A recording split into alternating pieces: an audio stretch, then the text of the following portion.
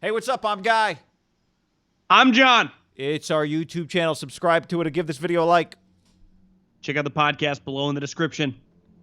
So we tried to guess the other day what the Niners-Bills line would open at.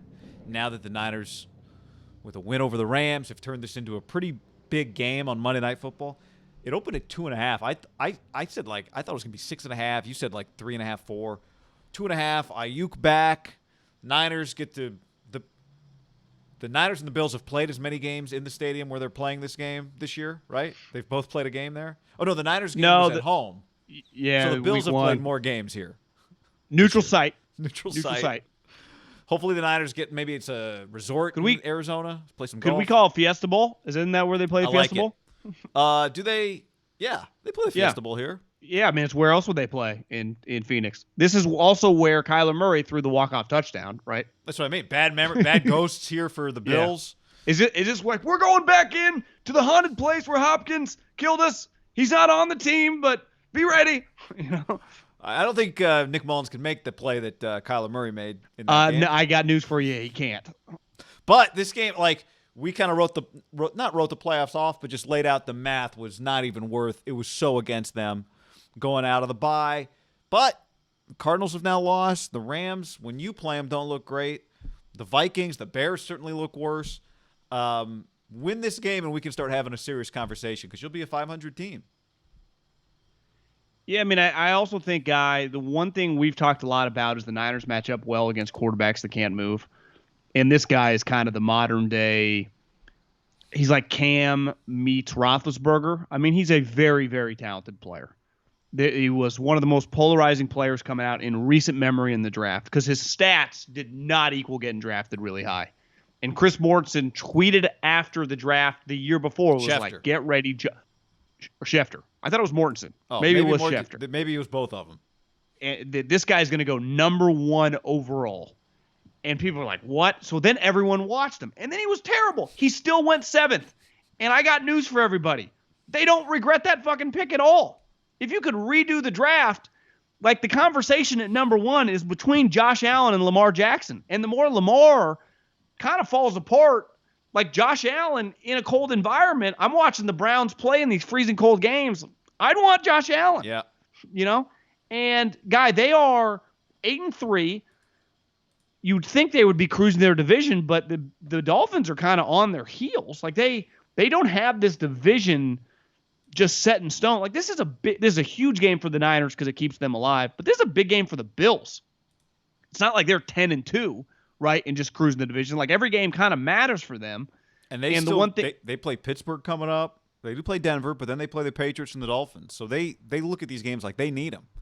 That Week 17 game, they don't want it to matter against Miami. I just, his stats, I haven't watched the game. They played the Chargers. I mean, I saw highlights during Red Zone, but he threw for 160 yards. Like he did not have a good box score game against the Chargers, and we've seen him have. Remember, he played the Chiefs on that Monday night game. They got pushed back. He was terrible in that game.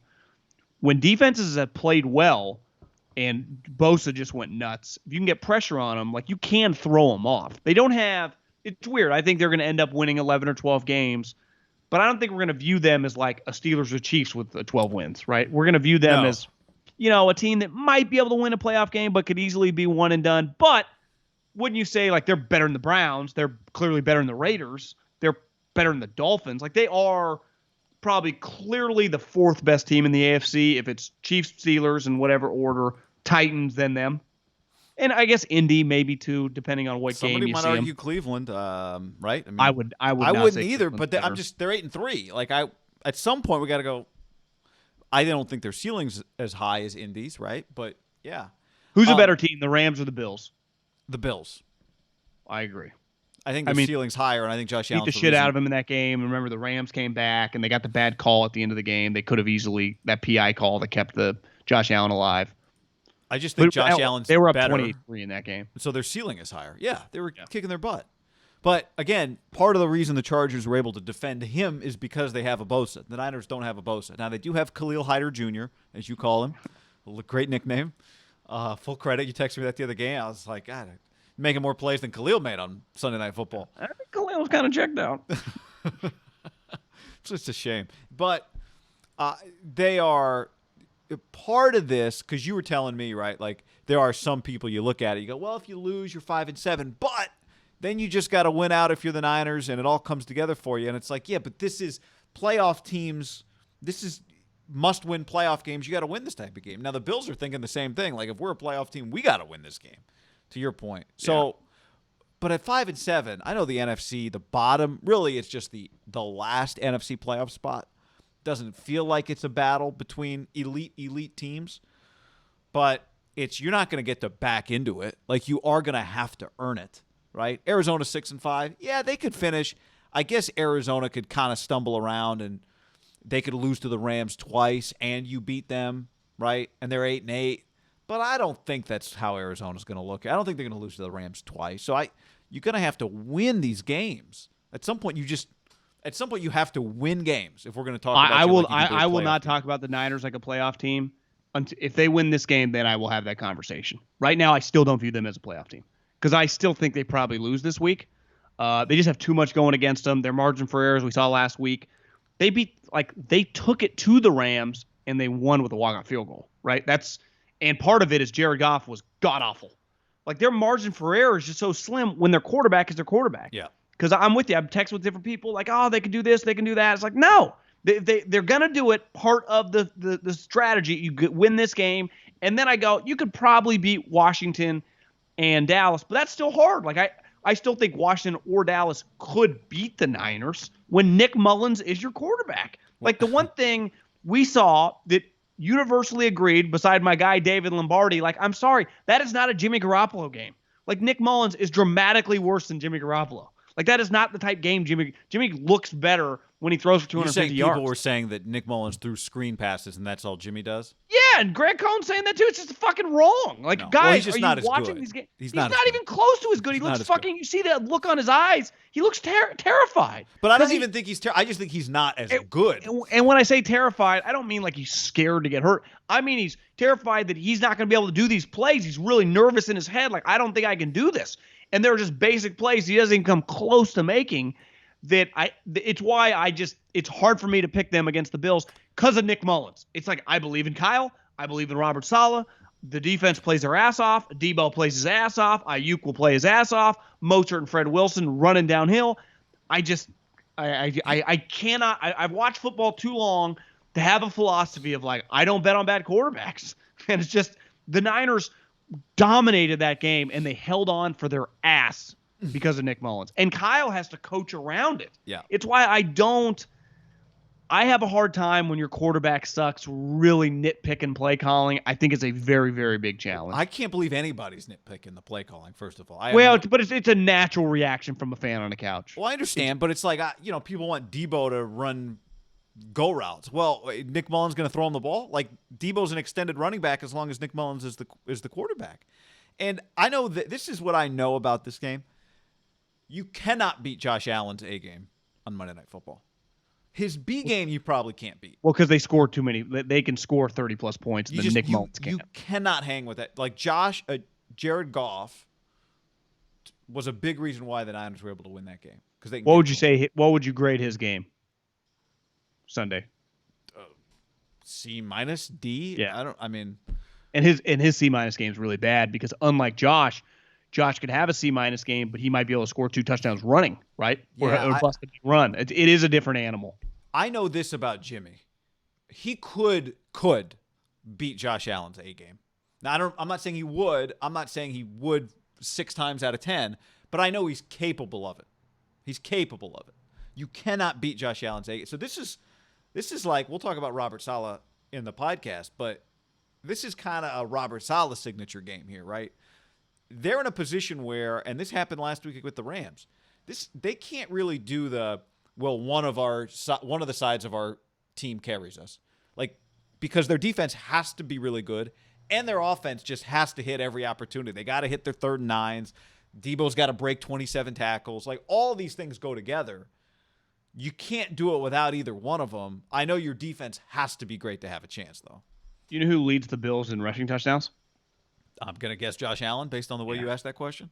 And no one's even close. I mean, Zach Moss has he has 6 rushing touchdowns. He's going to end the season probably 6.